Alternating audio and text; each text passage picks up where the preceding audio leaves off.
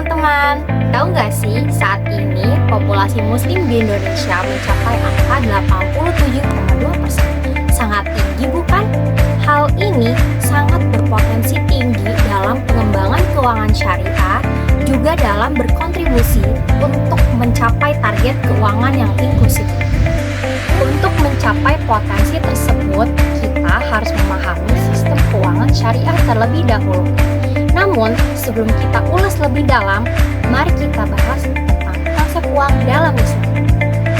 Dalam fikih Islam, uang juga dikenal dengan istilah nukut ataupun saman, yang berarti alat tukar-menukar dalam transaksi dan pengukur nilai suatu barang maupun jasa.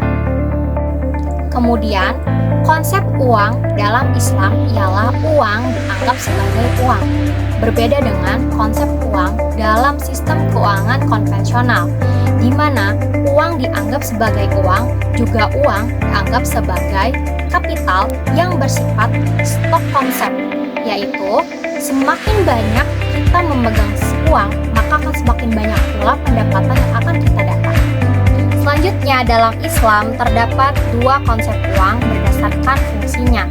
Yang pertama, money as a flow concept, artinya uang sebagai sesuatu yang harus diputar atau terus mengalir. Jadi, bila kita memiliki uang, harus kita putar.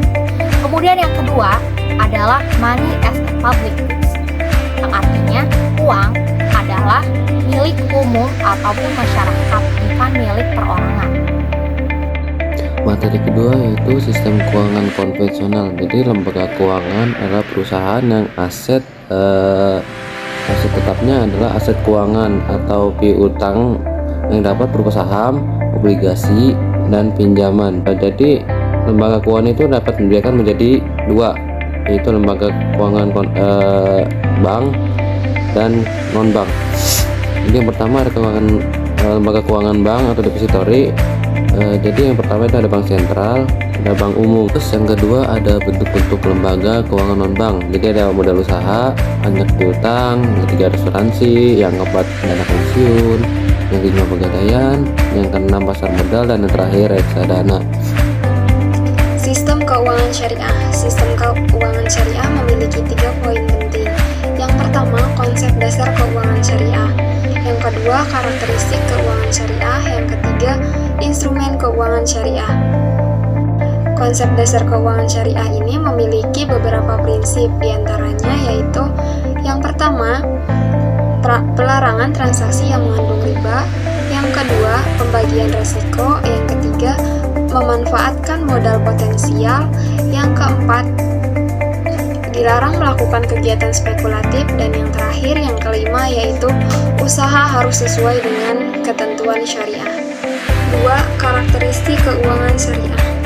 Keuangan syariah memiliki beberapa karakteristik, diantaranya yaitu nilai ketuhanan, keadilan, kemitraan, transparan, dan juga universal. Selanjutnya yang terakhir, yang ketiga, yaitu instrumen keuangan syariah. Keuangan syariah memiliki beberapa prinsip, diantaranya yang pertama yaitu prinsip bagi hasil atau investasi mudharabah. Yang kedua ada prinsip penyertaan modal atau musyarakah. Yang ketiga ada prinsip jual beli atau murabahah. Yang terakhir ada prinsip sewa menyewa atau ijarah. Perbedaan dari sistem keuangan syariah dengan konvensional terdapat 4 perbedaan.